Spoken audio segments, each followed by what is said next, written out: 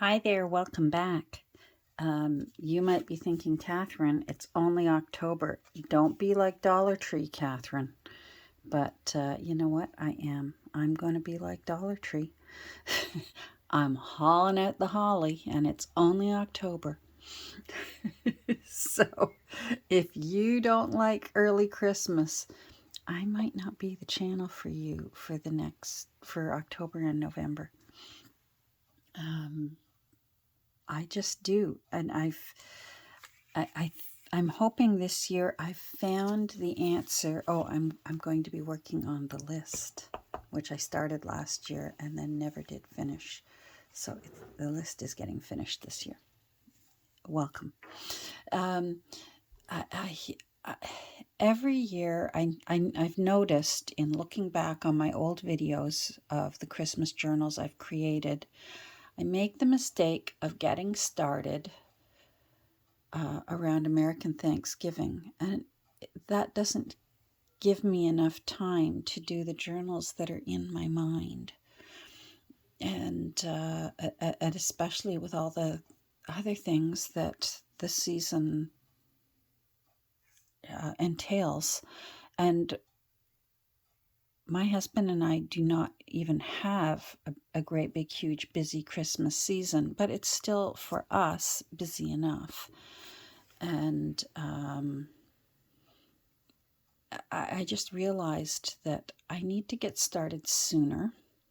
Some junk journalers start sooner off camera and just simply bring out the journals that they've created for Christmas around this time of year so that people can enjoy their journals at Christmas time or give it as a gift at Christmas, whatever it is that they wish to do. Those journal makers, their Christmas journals are ready to go. But if you're like me, you enjoy watching the process, even just a little bit, to see how they made the journal, even if it's for themselves or to give as a gift. So for me, I've decided this year that means I'm going to get started in October and November, and try my best to get a few done. I have them in my mind, and I get so excited and want to create them all. And of course, there isn't enough time in the day. So let's get started. I actually went back and watched the last video I made last year on the list. And the list was let me find my original notes here. The book was John Bunyan's Complete Works, and it was published in 1878. So this is an old book, a big old book. But as soon as I saw it, it looked like it needed to be a regal book. And what kind of regal old book? Besides the original old book that tells us the tale of that little baby that was born that we celebrate, would be Santa's list of naughty and nice, which, if you're like me, Santa brings gifts to all the children. I don't think there's necessarily naughty children.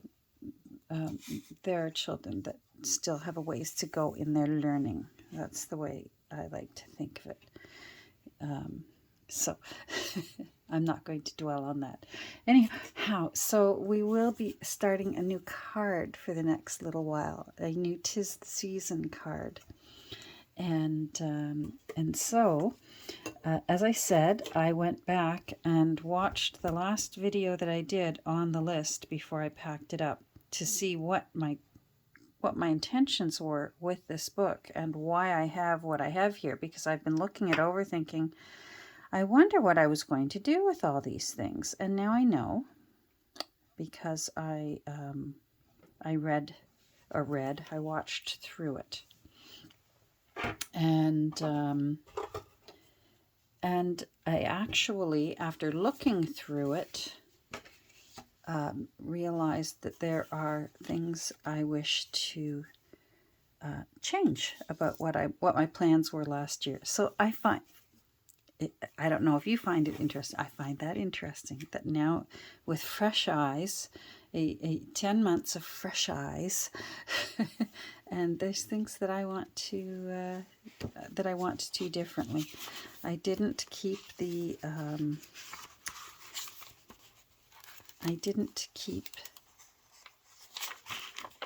original text block because it had nothing to do with what I want this book to be. And there's a few little places in the book where I got started. For example, this little blue page that has Santa here. I love that. And there's Santa. I did imagine this a very Santa and children heavy book, heavily themed book of Santa and children. Old Santas, newer Santas, and but still left with just pages and pages and pages and pages of room for the new owner, for this book to become whatever they wish it to be, whether it's going to become a journal of their family Christmases over the years and take a few years to fill it, whether it's going to be recipes. I watched myself make a mistake on this page. I tried to stamp underneath, and it didn't go so well, and we were all grateful for being able to collage in junk journals and cover up the messed up stamping.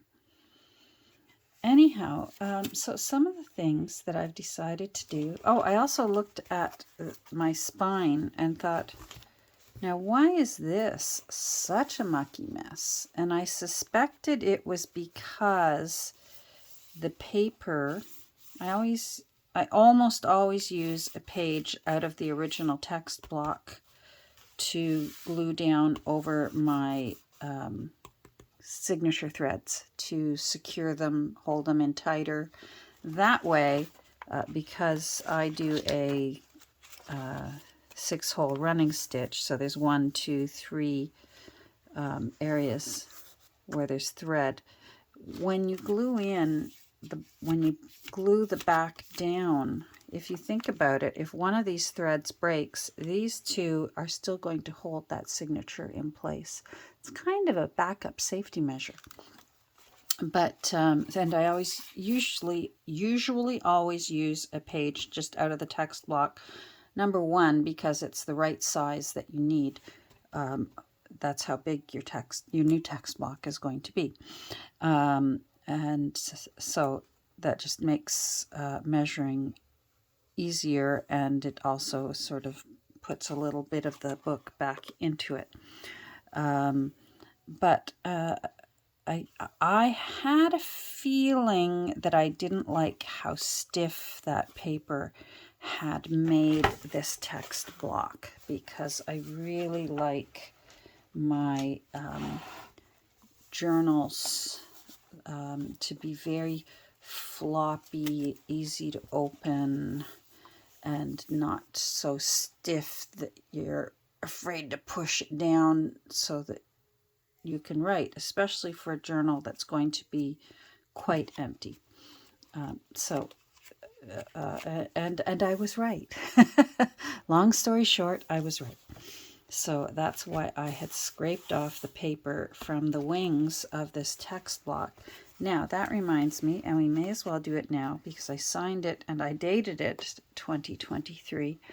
But it is, of course, is now 2024. Not that it'll make much difference, but in case somebody ever pulls it apart, they're going to think, wow, this book took a long time to make. And in fact, it did. So I'm not going to glue the text block in. Quite often, that would be the next thing to do when making, when making a junk journal out of an old book, out of the cover of an old book.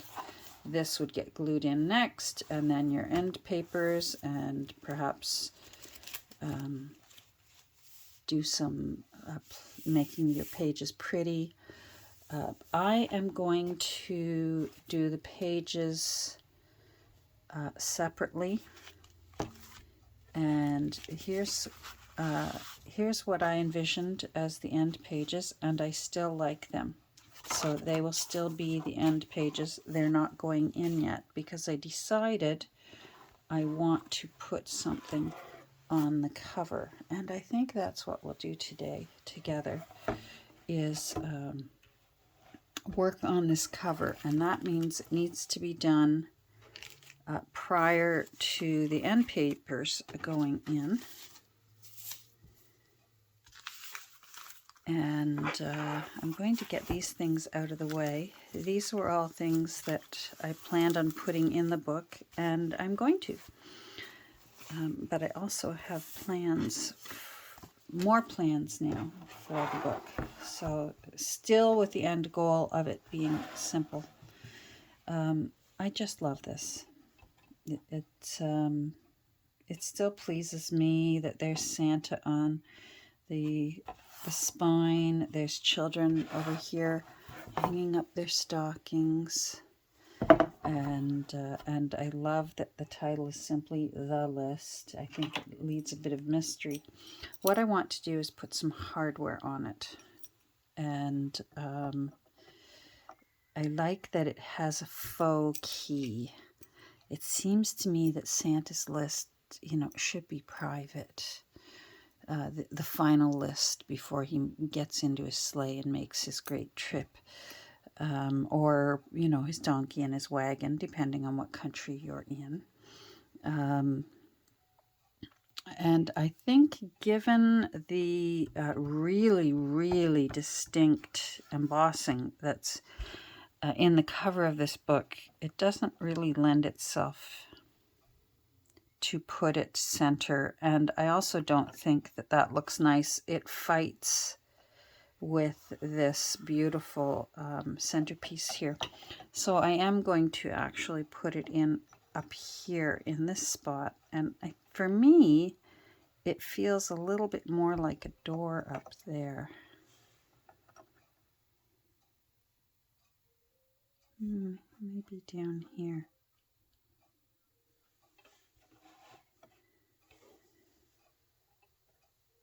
I'm going to pause and think about this. So hold on. Okay, I have made my decision. I do like it lower. So it is like a door, and that's the window on the door, and that's the doorknob. So I did have to go to the hardware store and make sure and get a washer and a screw that were the right length, because the screw that came with it was much too long. This was meant for a drawer. Fortunately, in antique shops and that, you'll often find boxes just full of metal whatnots, drawer pulls, doorknobs, that sort of thing. And this was in there. So, and I just immediately, I actually got a few. I was lucky. And I immediately thought of, when I saw it in my box of metal things, that it needs to go in. Needs to go onto the list, because it looks like a book this special should be able to be locked until it's finalized for the season. Now, fortunately, I noticed, if you'll look, this end actually has a hole.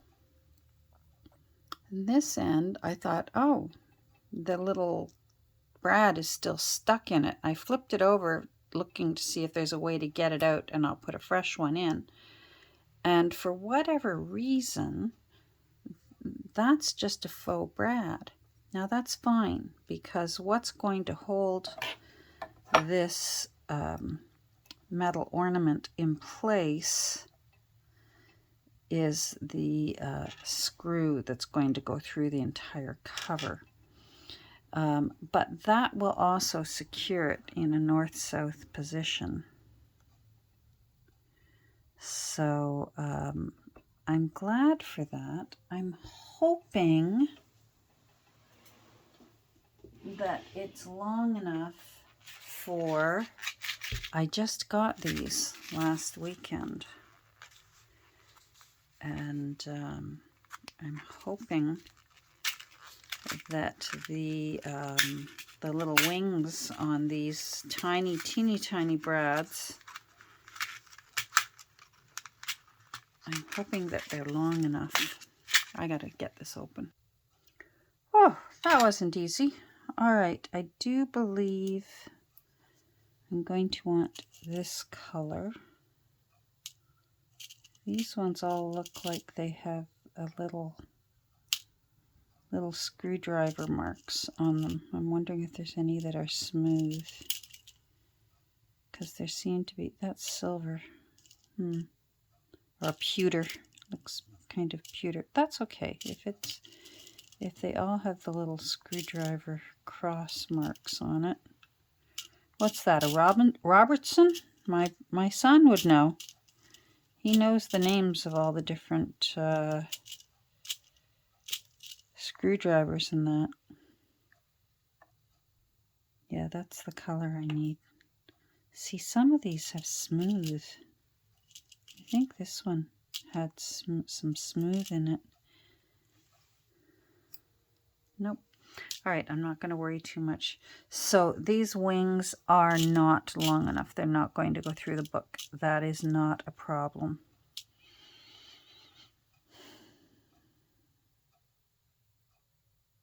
I'm just trying to decide whether I want to run wire through it.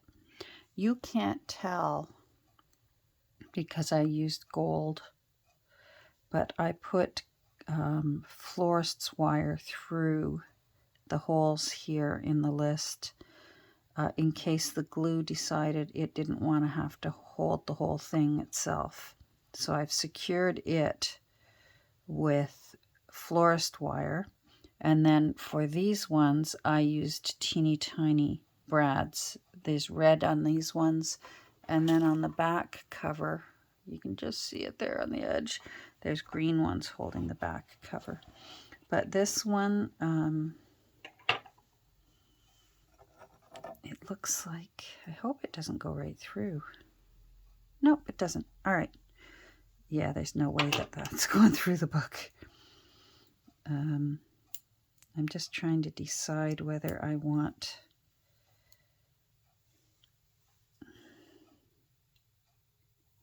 to also use florist wire, or whether I just am going to screw that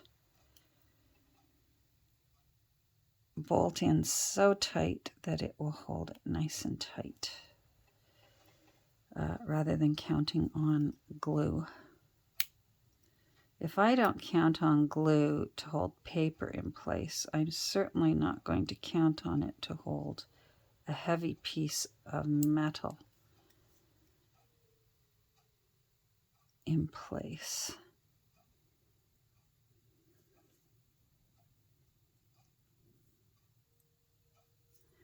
I'm just curling it around the edges.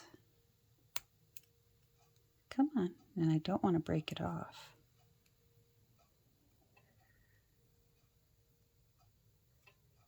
I just want it to do its job.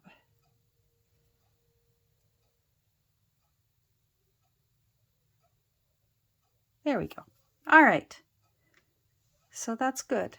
It kind of looks a little bashed in, but I think it still looks like it belongs there nonetheless. Now, I have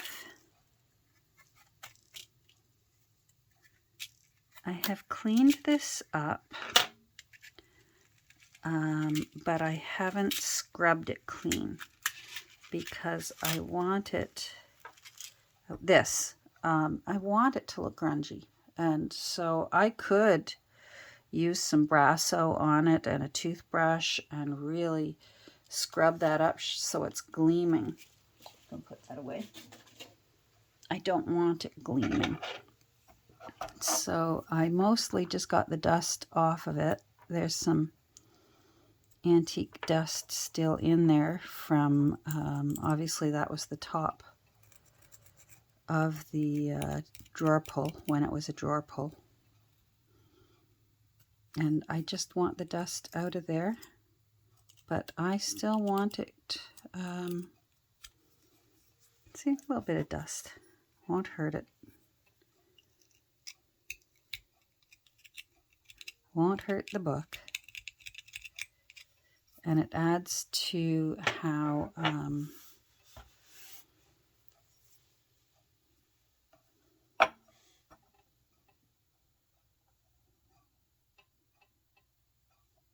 legitimate it will make it look.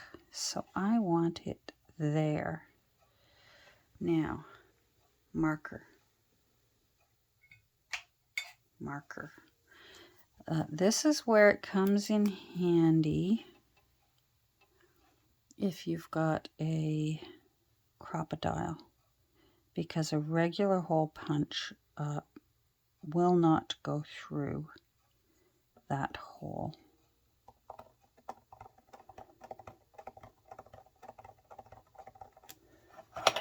But a Crop-A-Dile will. Now let's see if my handheld one will. And if not, I have a table, a freestanding Crop-A-Dile.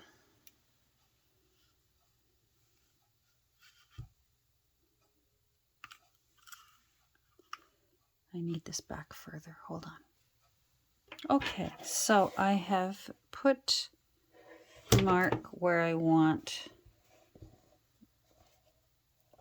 Let's see. Is it going to fit or not? Nope, I might have to get my freestanding Crop-A-Dile. All right, I'm going to pause again. We're doing a lot of stop and start. I apologize. I have one of these big ones as well because it gives you a longer arm. But again, I'm looking at my space in here. I'm hoping it'll fit, and I don't know if I'll be able to fit it under my camera. So bear with me. I may have to do this part off camera, but if I do, I'll explain how I did it. So hold on. All right, before I get started, I'm going to use some white because I can't see.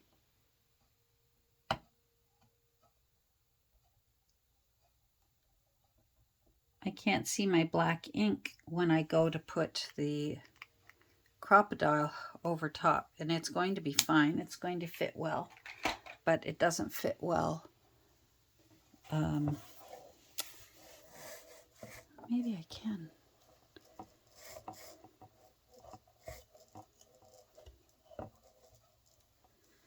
Nope, I'm going to have to turn this off because I've got to watch it from the side to make sure I've got the post right over top of that hole. So bear with me. Okay, so, wow. Uh-oh, let's see the other side. No, it's okay. Whew. You know what? It's a good thing I did that off camera because that was nerve-wracking. There's the little chunk. Thank you, freestanding Crop-A-Dile. Might be the first time I've used it. I forget where I got it and why I got it, but I got it for a great price. And I just thought it would come in, it might come in handy someday. These handheld ones, and this one has served me well. I'm finding that this part is getting loose. It's just wire that holds it in there. And so that part makes me nervous. And then as well, you're limited to how deep you can go in with the punch. Whereas with this large tabletop, well, freestanding model, you have much more room to punch holes into book covers and crafty things like that. So I thought it can't hurt to have that, and the price was right. All right, so we are going to, I want that upright.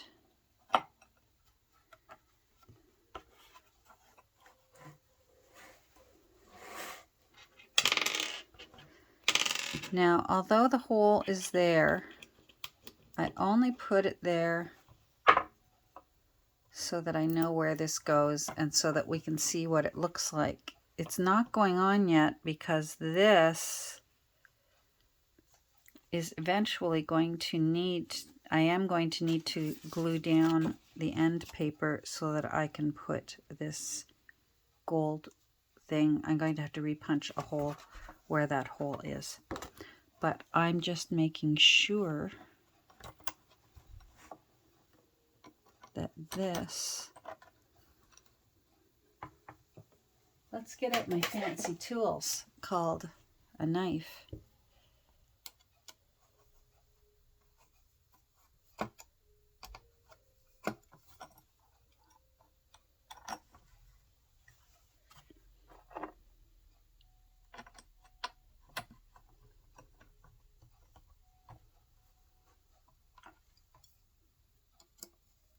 Just so we can get a look-see at what our cover is going to look like. You can see here where the masking tape is. That's what's holding down the gardening wire that's holding the pretty little the list book plate. I'm not going to do that too tight. And then we have to straighten that up. And that's going to look terrific. I love it. Needs a little more straight.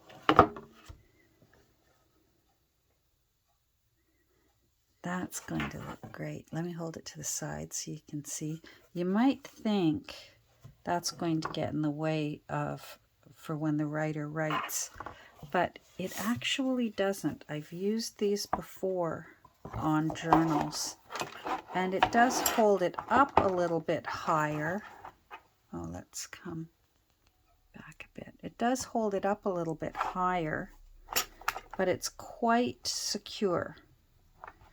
So it doesn't really get in the way of when it will be time to write on the write in the journal itself.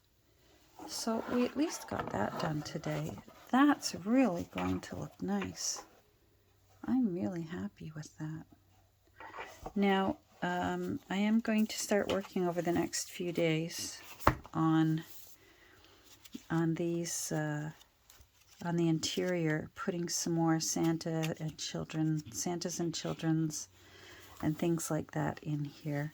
And I was thinking, although I don't want the edge to be lacy, I think for Santa to be able to carry this around from address to address, a lacy book might get in his way. I do want a few little things sticking out, some notes maybe looking like they're sticking out, and such, but not too much. And I also, there are some edges that I think would look pretty if I went along with, yes, let's all say it together, ink, and just go along some of these edges. I tore all those edges with my deco ruler, and I really like how that turned out. So for some of those pages, I'm going to go down the edge, just very lightly with green and with red. And I think that would be very, very festive And my one last thing, since we're at 29 minutes, and it's completely off topic, but it might not be because I'm probably going to end up using them, is I got the two new VersaFine Clair inks when Nancy and I went on our jaunting about, and I wanted to show you. Let's find some paper. And I wanted to show you the colors.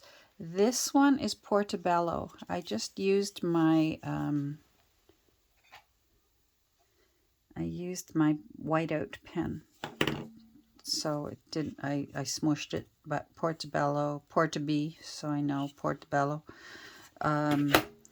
And Sand Dune, and sometimes I write it that way depending on whether I've got it stored upside down or right side up, but quite often I find I've got them stored on their sides, so I also put them on the ends. So that's why I do that. Anyhow, the Portobello and the Sand Dune, I wanted another option to antique linen, and I think Sand Dune is going to work very nicely. Let me show you what these colors look like. This is quite green. The Portobello is quite a light, dirty green. This is the brush that I got for Sand Dune. And where's the brush I got for Portobello? I'm going to pause and find. Found it. PB Portobello. Peanut butter. No, you don't want peanut butter that looks like this. So it's kind of a greenish, dirty brown. I do like it. So I think that that's an excellent color for aging, making papers look older. Love that. Very pleased. It's not too dark. And then Sand is very, very pale, beigey rather than yellowy, but just enough. Sometimes you just want to take away the whiteness of a page that's pure white and the rest of your book isn't pure white. The reason you might be thinking, oh, it's not very juicy. This is very juicy. When I wipe, I can see the wetness. It's because the brushes are brand new and they haven't been primed in a way. They have to be used for quite a bit before they really get yummy, I find, these makeup brushes. But I'll hold it up in a second so you can see. I'm really, really happy with that.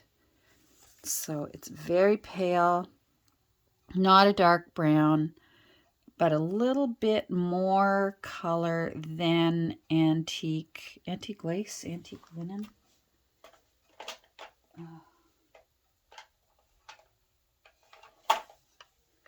Antique linen. So this one's a good one. Oh boy, I hope that lid wasn't off the whole time I was away. Uh-oh. Let's see. Yikes, I have a feeling. Nope. See, quite yellowy compared to this one. I think of that more as mushroom than that. Mind you, that's maybe a mushroom before it's been brushed clean. All right, anyhow, I did want to share that with you. So if in case you're interested and you live somewhere where these are easy for you to get, these are not easy for me to get here in Canada. I find I have to order them on Amazon, and Amazon doesn't always have all the colors. I only have a few of the colors. I have Shady Lane, which is a beautiful rich green. Love it. And I have Acorn, which is a brick red. I thought it was going to be brown. Ripe acorns here where I live are dark brown, and I was expecting this to be brown, and it actually is more like over here a very a really nice brick red. So I actually tend to use these two quite a lot in my Christmas journals because those are the shades of red and green that I like, rather than a candy red and say a bright neon-y green. These are the ones that I enjoy. Or I also enjoy a burgundy instead of a bright candy red. I enjoy burgundy. And I do have one that I like. I'm going to find it for you. Took me a while. It's one of the few oxides that I like. I don't usually like the Tim Holtz oxides, but this fired brick is actually, that's deceiving. It's actually a really nice rich red. So